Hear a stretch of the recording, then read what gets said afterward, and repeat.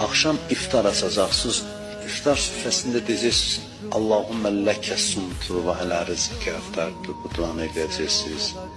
Bunun yanında mən sizdən xahiş edirəm, hər gün iftar açanda bunu da deyin, Əssalamu aleykə ya Əbə Abdüllah.